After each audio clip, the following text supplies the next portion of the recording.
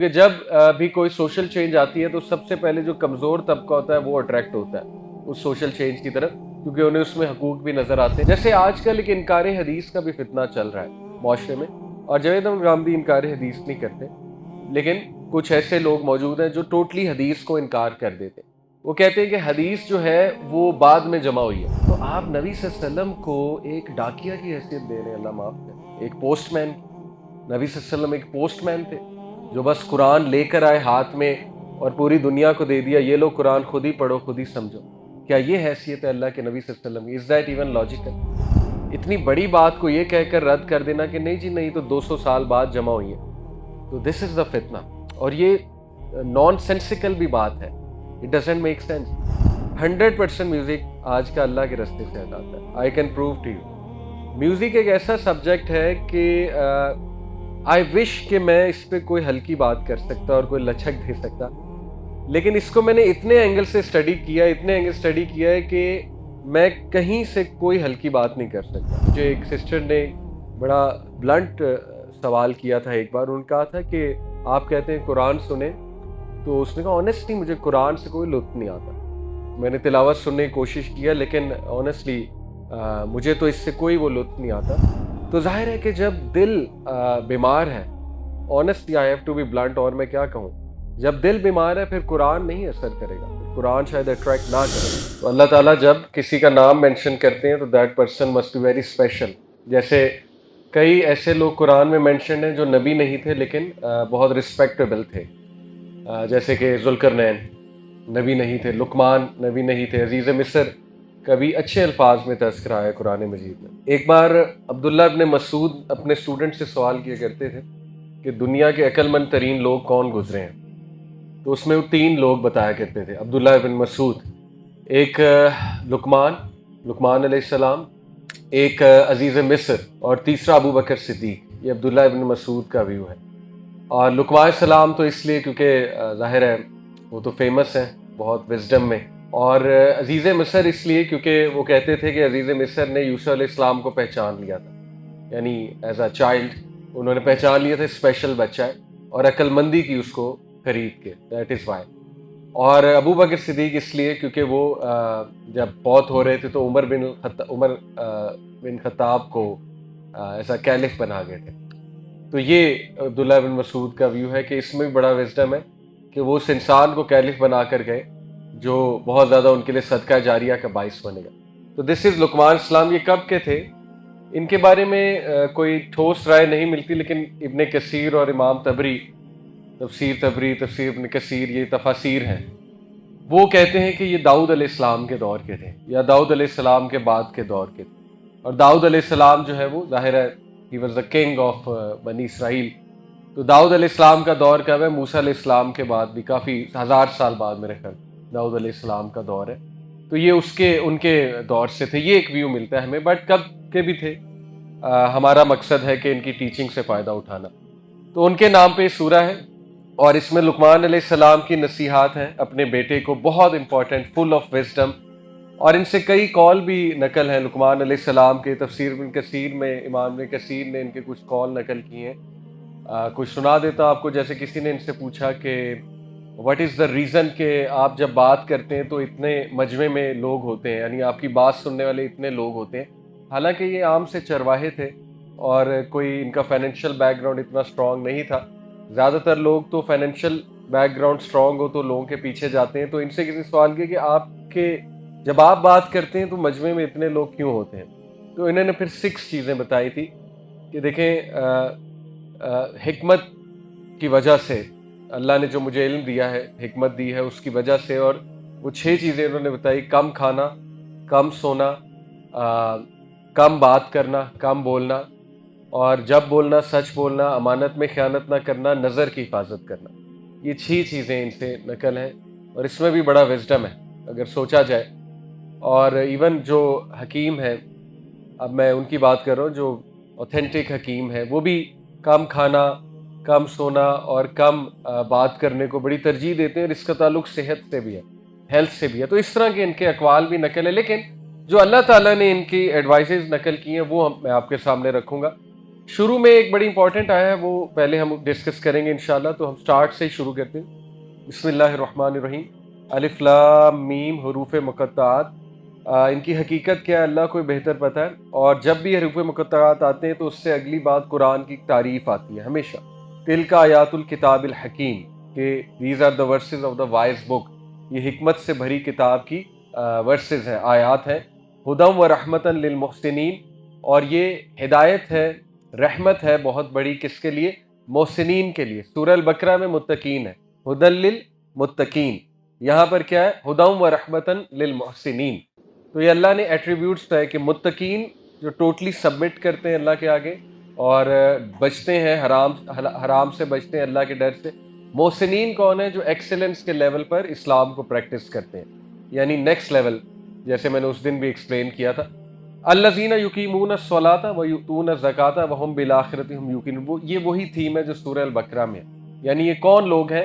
یہ وہی ہیں جو نماز کو قائم کرتے ہیں۔ قائم کرنے سے مراد ہے نماز کا خیال بھی رکھتے ہیں، نماز کو لیٹ نہیں کرتے، نماز کا حق ادا کرتے ہیں، یعنی جماعت سے پڑھتے ہیں، نماز جو ہے وہ اچھے سے پڑھتے ہیں، خشیت، یہ سب قائم کرنے میں آ جاتا ہے، اور زکوٰۃ ادا کرتے ہیں، اور آخرت کے بارے میں یقین ہے ان لوگوں کو۔ یوقنون کا ورڈ ہے جو کہ سورہ البقرہ میں بھی ہے، یعنی یقین ہے انہیں، 100% بلیف ہے ان کا۔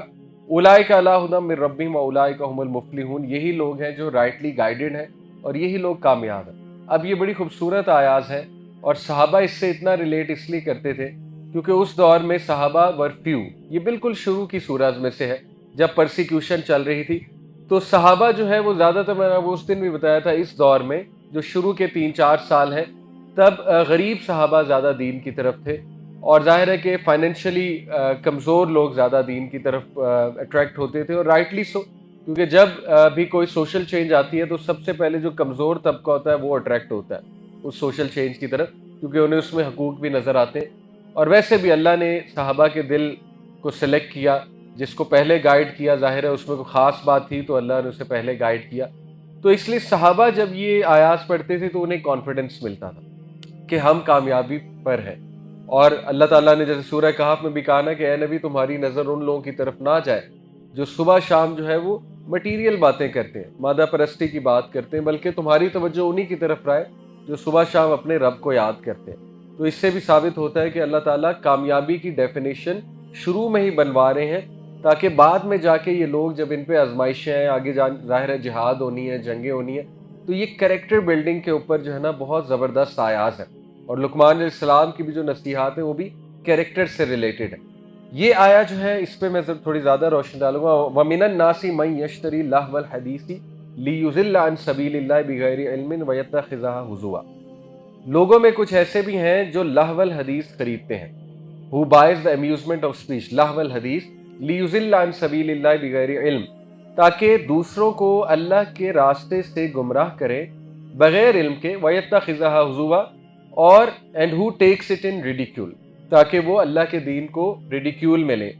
اس کی تفسیر جو آرتھوڈاکس تفسیر ہے، صحابہ کے جو اوپینینز ہیں، وہ کلیئر کٹ یہ ہے کہ لہو الحدیث سے مراد موسیقی ہے، اور موسیقی کے آلات ہیں، اور سنگنگ گرلز ہیں۔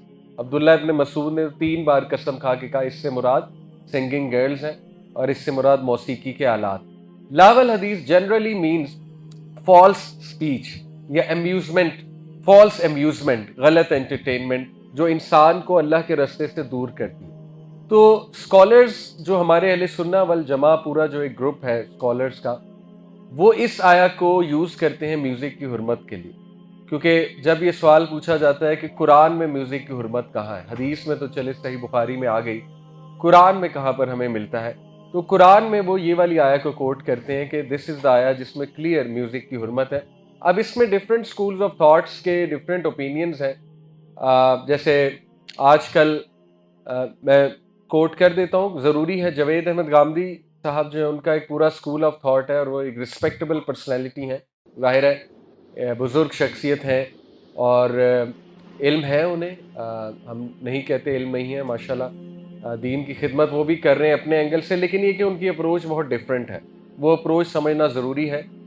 دیکھیں، قرآن مجید سے کوئی چیز اخذ کرنی ہے، حدیث سے کوئی چیز اخذ کرنی ہے، یا ہم نے शरिया से रिलेटेड कोई मामला समझना है तो हमारे दीन ने उसकी एक अप्रोच समझाई, और वो अप्रोच जो है वो बड़ी लॉजिकल सी अप्रोच है। जैसे आजकल एक इनकार हदीस का भी फितना चल रहा है माशरे में, और जावेद अहमद गांधी इनकार हदीस नहीं करते, लेकिन कुछ ऐसे लोग मौजूद हैं जो टोटली हदीस को इनकार कर देते हैं। वो कहते हैं कि हदीस जो है वो बाद में जमा हुई है, 200-300 साल बाद, तो वो हदीस जो है वो रिलायबल नहीं है, इसलिए वो हदीस का टोटल इनकार कर देते हैं और कहते हैं हमें जो बताना है कुरान से ही बताओ। देखें, ये इलॉजिकल बात है, वैसे भी इनसेंसिबल बात है। अगर आप थोड़ा सा लॉजिकल होके सोचें, मैं एक फिजिक्स का टीचर हूँ, सपोज मैं फिजिक्स पढ़ाता हूँ, और मैं आपको कहूँ आप मुझे टीचर लें एज अ फिजिक्स का, मैं आपको कहूँ कि यार फलाने पहाड़ पे फिजिक्स की बुक पढ़ी है, उठाओ और पढ़ लो और बस ठीक है, तो आप मुझे क्या कहेंगे? आप कहेंगे कि समझाने वाला भी तो कोई होना चाहिए ना, ये क्या बात हुई कि जाओ उठाओ और जाके सेल्फ स्टडी कर लो। तो आप नबी सल्लल्लाहु अलैहि वसल्लम को एक डाकिया की हैसियत दे रहे हैं, अल्लाह माफ करे, एक पोस्टमैन। नबी सल्लल्लाहु अलैहि वसल्लम एक पोस्टमैन थे जो बस कुरान लेकर आए हाथ में और पूरी दुनिया को दे दिया, ये लो कुरान खुद ही पढ़ो खुद ही समझो। क्या ये हैसियत है अल्लाह के नबी सल्लल्लाहु अलैहि वसल्लम? Is that even logical? यानी आप दुनियावी कोई सब्जेक्ट सेलेक्ट करते हुए एक टीचर लेते हैं, एक उस्ताद लेते हैं, और इतना मतलब टेक्निकल सब्जेक्ट, दीन टेक्निकल चीज़ है, इनहेरिटेंस के मसाइल, डिवोर्स के मसाइल, फ़िकी मामला टेक्निकल हैं बहुत ज़्यादा। आप उसमें कहते हैं कि नहीं, बस नबी सल्लल्लाहु अलैहि वसल्लम का की यही हैसियत है कि वो कुरान लेकर आए बस। वो कुरान सिर्फ लेकर नहीं आए हैं। अल्लाह उनके बारे में कहते हैं कि हमने तुम पे कुरान नाजिल किया, किस लिए? ताकि तुम बिलीवर्स को सिखाओ कुरान, वयुज़क्कीहिम, और उनका तज़किया करो, उनको नसीहत करो, और उनको you live by the Quran, ताकि तुम उन्हें इसकी इंटरप्रिटेशन बताओ, और हमने तुम्हें हिकमत दी कुरान के साथ। तो ऐसा कैसे हो सकता है कि अल्लाह ने कुरान को महफूज किया, नबी सल्लल्लाहु अलैहि वसल्लम के अक़वाल को महफूज नहीं किया? It doesn't make sense. दीन तो फिर इनकम्प्लीट है। यानी इतना बड़ा इंसान आया, नबी सल्लल्लाहु अलैहि वसल्लम, जो कि टीचर है, मौल्लिम है, कुरान मौल्लिम कह रहे हैं उन्हें, हम तो नहीं कह रहे, कुरान मौल्लिम कहता है नबी सल्लल्लाहु अलैहि वसल्लम को। मौल्लिम के अक़वाल महफूज ही नहीं होंगे, ये तो फिर आपका पूरा दीन की बेस जो है वो ख़त्म हो जाती है। ठीक है, तो ये इलॉजिकल भी है, ना सिर्फ ये टेक्निकली गलत है, ये तो बहुत इलॉजिकल बात भी है कि हदीस को टोटली रिजेक्ट कर देना। हाँ, हदीस में दर्जात है, सही हदीस है, हसन हदीस है, गरीब हदीस है, मुनकर हदीस है, ज़ईफ़ हदीस है, मौजू हदीस है। हदीस में मुख्तलिफ जो है दर्जात हैं, और बड़ी मेहनत की है मुहद्दिसीन ने। इमाम बुखारी जैसे लोगों की मेहनत को कूड़े के डब्बे में डाल देना, जिस शख्स ने शादी ही नहीं की, हदीस की ऐसी खिदमत की है, सारी उम्र शादी नहीं की। इमाम मुस्लिम, ठीक है, इमाम तिरमिजी, इमाम अबू दाऊद, यानी ये जो लोग आए हैं, इनकी पूरी जिंदगी हदीस कलेक्ट करने में लगी, अस्मा और रिजाल को स्टडी करने में लगी।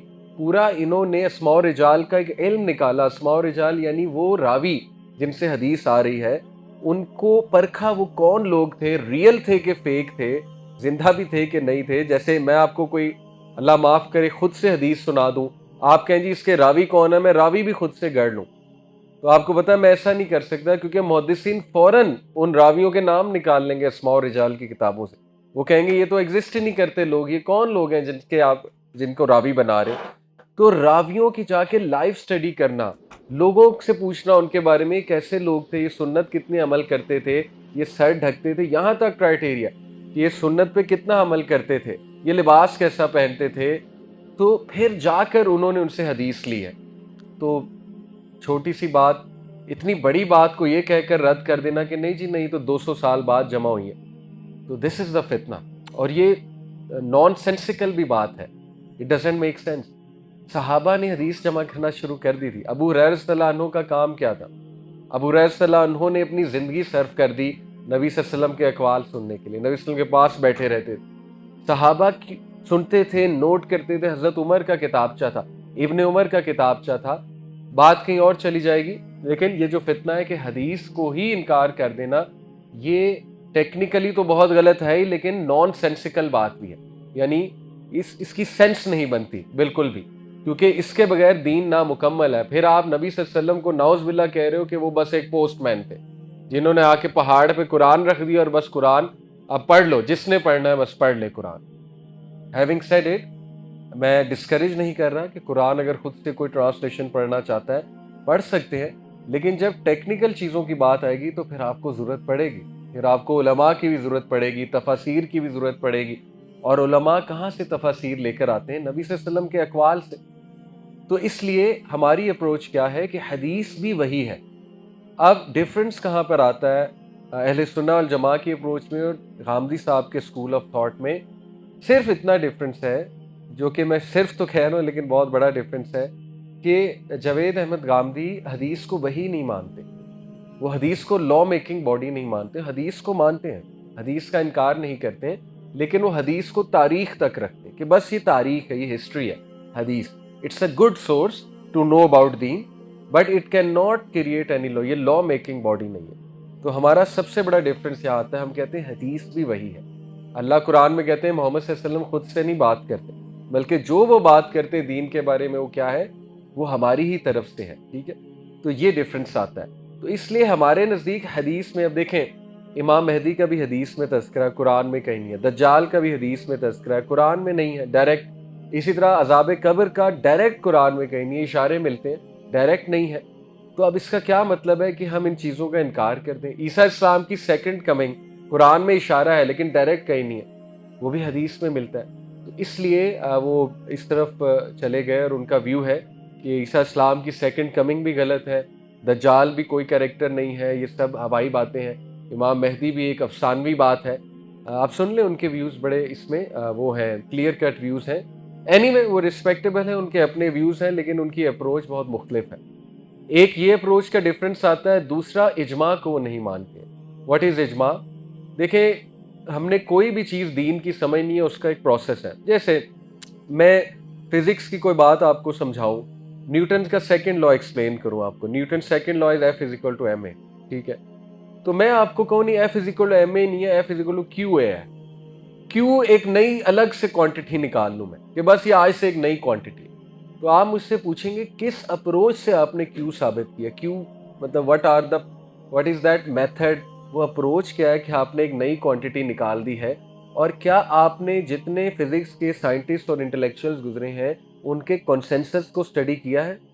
تو یہ بھی لاجیکل سی بات ہے کہ دیکھیں دین، اجماع کہتے ہیں کس چیز کو؟ تابعین، تبع تابعین، جو فرسٹ 3 جنریشنز ہیں ان کا اجماع، اور امت کے سکولرز کا اجماع، یہ بھی ایک دلیل ہے، یہ بھی ایک ہمارے لیے حجت ہے۔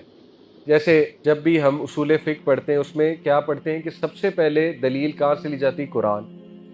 قرآن میں اگر ڈائریکٹ نہیں ہے تو پھر حدیث، حدیث کے بعد صحابہ کے اوپینین، آثار صحابہ، اور اجماع، صحابہ کا اجماع، صحابہ کہاں پر اکٹھے ہوئے ہیں، ٹھیک ہے؟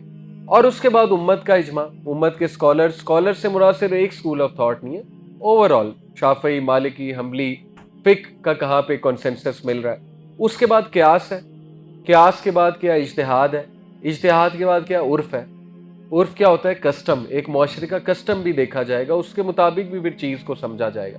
تو فقہ اتنا زیادہ ہماری فقہ میں، آپ سوچئے کہ ہماری رہنمائی فرمائی ہمارے دین نے کہ دس از دا پروسیس جس سے آپ دین انڈرسٹینڈ کریں۔ اب دیکھیں ایک بندہ اٹھ کے وہ اجماع کا انکار کر دے، وہ کہیں اجماع باؤنڈنگ نہیں ہے، اجماع جو ہے وہ کوئی سورس نہیں ہے، اور اجماع حجت نہیں ہو سکتی، تو پھر بہت مسئلہ ہوگا، پھر بہت سی چیزیں جو ہے نا وہ کنفیوژن پیدا ہو جائے گی۔ تو امت کا اجماع ہے میوزک کی حرمت۔ On the other hand yes there are opinions, counter opinions مل جاتے ہیں آپ کو اس کے حلال ہونے پہ میوزیکل انسٹرومنٹس کے، لیکن دے آر فیو، وہ فیو ہیں۔ تو سیفسٹ اپروچ کیا ہے کہ آپ اجماع کو پکڑ لیں۔ کیوں؟ کیونکہ ایک تو قرآن مجید نے اجماع کی طرف اشارہ کیا ہے، قرآن مجید کی آیت ہے، ابھی اس کا ایگزیکٹ ریفرنس میرے ذہن میں نہیں ہے، الگ سبیل المومنین کا ذکر کرتے ہیں کہ مومنین کا راستہ، اللہ کہتے ہیں کہ اس کو پکڑ لو، مومنین کے راستے کو۔ تو نبی صلی اللہ علیہ وسلم نے اس کی تفسیر فرمائی ہے کہ میری جنریشن، میرے بعد کی جنریشن اور اس کے بعد کی جنریشن، یہ بیسٹ جنریشن۔ کون کون؟ صحابہ، تابعین اور تبع تابعین۔ اور لاجیکل سی بات ہے، یہ بیسٹ کیوں ہے؟ کیونکہ انہوں نے باقاعدہ آیات کو اترتے دیکھا ہے، آیات کا بیک گراؤنڈ پتہ ہے۔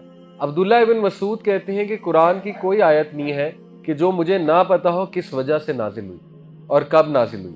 اب آپ مجھے بتائیں میں عبداللہ ابن مسعود کا ویو لوں جو کہ صحیح چین سے آ رہا ہے، یا میں آج کے کسی ماڈرن اسکالر کا ویو لوں، ٹھیک ہے، جو ریشنلٹی پہ بات کر رہا ہے؟ تو میں تو سیف اپروچ عبداللہ ابن مسعود کا ویو لوں گا، سیفسٹ اپروچ تو یہی ہے نا۔ عبداللہ ابن عباس کا ویو لوں گا کیونکہ وہ مفسر قرآن ہے، نبی صلی اللہ علیہ وسلم نے انہیں دعا دی کہ इनको कुरान का इल्म दीजिए अल्लाह ताला, और उनको मुफस्सिर कुरान कहा जाता है। नबी सल्लल्लाहु अलैहि वसल्लम के कज़न हैं, उनके चचा के बेटे अब्दुल्ला इब्न अब्बास। तो अब्दुल्ला इब्न अब्बास का भी व्यू है कि यहाँ से मुराद म्यूज़िक है, म्यूज़िकल इंस्ट्रूमेंट्स हैं। तो इसकी तफसीर बेसिकली ये है कि कुरैश क्या किया करते थे कि जब नबी वसल्लम कुरान सुनाया करते थे, तो वो देखते थे कि कुरैश देखते थे कि लोग मुतवज्जो हो रहे हैं और लोग जो है वो अट्रैक्ट हो रहे हैं। तो उन्होंने काउंटर में क्या किया, उन्होंने सिंगिंग गर्ल्स को बुलाना शुरू किया, मेले लगाना शुरू किए, म्यूज़िक मौसीकी की महफिलें लगाना शुरू की और लोगों को डाइवर्ट किया अपनी तरफ। तो एग्जैक्ट तो तफसीर इसकी है कि अल्लाह ताला कंडेम कर रहे हैं उसको कि वो लोग जो लाहवल हदीस का इस्तेमाल करते हैं, यानी फॉल्स अम्यूजमेंट का, अल्लाह के रास्ते से लोगों को हटाने के लिए। तो देखिए, एक ओपिनियन ये आता है कि लिटरल लो ईसाया को वो वाला म्यूजिक हराम है जो अल्लाह के रास्ते से आपको हटाता है। तो चलें आप इसी को मान लें, 100% म्यूजिक आज का अल्लाह के रास्ते से हटाता है। I can prove to you. Music एक ऐसा सब्जेक्ट है कि आई विश कि मैं इस पे कोई हल्की बात कर सकता और कोई लचक दे सकता, लेकिन इसको मैंने इतने एंगल से स्टडी किया, इतने एंगल स्टडी किया है कि मैं कहीं से कोई हल्की बात नहीं कर सकता म्यूज़िक के बारे में। एक तो कुरान और हदीस का एंगल है, चलें कोई नहीं मानता, कोई कहता है यार नहीं आप गलत तफसीर बयान कर रहे हैं, ये नहीं है, बस अच्छा म्यूज़िक सुन सकते हैं। दूसरा साइकोलॉजिकल एंगल है, म्यूज़िकल इंस्ट्रूमेंट्स के psychological effects, musical instruments brain के सेम उस पाथवे को एक्टिवेट करते हैं जो एडिक्शन का पाथवे है। आप रिसर्चेस पढ़ लें, अब तो गोरों की रिसर्चेस हैं इस पर, क्यों म्यूज़िक इतना एडिक्टिव है, क्यों एडिक्टिव पैटर्न उजागर करता है, क्यों म्यूज़िक जो है फैंटेसीज की तरफ लेकर जाता है। अच्छा, फिर लिरिक्स वाला एस्पेक्ट है। आप देखें म्यूज़िक के लिरिक्स क्या होते हैं, बॉलीवुड गानों के लिरिक्स क्या हैं, हॉलीवुड गानों के लिरिक्स क्या हैं। टॉप 10 गाने अभी खोल लें, उनके लिरिक्स देखें, उसमें वुमेन, सेक्स, ड्रग्स, वुमेन का फिगर बयान किया जा रहा है, इश्क मशूकी की बात हो रही है, फजूल बात हो रही है, फैंटेसीज की बात हो रही है, इल्यूजन्स की बात हो रही है, रियलिटी से कोई ताल्लुक नहीं है। वो एंगल भी छोड़ दें। तीसरा एंगल सेटनिज्म वाला, क्या अब कोई प्रूफ बाकी रह गया है कि मॉडर्न म्यूजिक इंडस्ट्री सेटनिज्म का हिस्सा है? बहुत बड़ा, इल्यूमिनाटी का बहुत बड़ा प्रोजेक्ट है। और दुनिया में कोई एक इंसान मुझे दिखा दें, ये मेरा आपको चैलेंज है, जो कुरान से भी बहुत प्यार करता है और म्यूजिशियन भी है। आई एम चैलेंजिंग यू, मुझे दुनिया में कोई एक इंसान दिखा दे। इमाम इब्न कय्यम ने कहा, music and Quran can not को exist in one heart, one will expel the other. अल्लाह माफ करे, या म्यूजिक कुरान की मोहब्बत को एक्सपेल कर देगा या कुरान म्यूजिक की मोहब्बत को एक्सपेल कर देगा। और ये हमारा अपना पर्सनल तजर्बा है। एक दौर में जो गाने इतने पसंद थे, इतने पसंद थे कि मतलब उसके बगैर दिन नहीं गुजरता था, 100 बार सुनता था मैं। अब दुखते हैं अल्हम्दुलिल्लाह, अब कहीं नजर आ जाए तो दुखते हैं। बड़ी बात नहीं कर रहा, लेकिन जितना थोड़ा बहुत कुरान अल्हम्दुलिल्लाह है, दिल में मोहब्बत है, तो ये अपना भी तजर्बा है। और जब म्यूजिक की मोहब्बत बहुत दिल में थी तो कुरान दुखता, ऑनेस्ट, बहुत बड़ी बात कह रहा हूँ, लेकिन ये यूथ बताते हैं हमें आके। मुझे एक सिस्टर ने बड़ा ब्लंट सवाल किया था एक बार, उन्होंने कहा था कि आप कहते हैं कुरान सुने, तो उसने कहा ऑनेस्टली मुझे कुरान से कोई लुत्फ नहीं आता। मैंने तिलावत सुनने की कोशिश किया, लेकिन ऑनेस्टली मुझे तो इससे कोई वो लुत्फ नहीं आता, और आई अप्रिशिएटेड हर ऑनेस्टी। लेकिन फिर बात वही है, मैंने उन्हें यही समझाया कि देखें, जब टाइफाइड होता है ना, मुंह कड़वा होता है, तो आप अच्छे से अच्छा बर्गर, अच्छी से अच्छे पेस्ट्री खा लें, फ्रूट खा लें, पसंद नहीं आए। तो जाहिर है कि जब दिल बीमार है, honestly I have to be blunt, और मैं क्या कहूँ, जब दिल बीमार है फिर कुरान नहीं असर करेगा, फिर कुरान शायद अट्रैक्ट ना करे।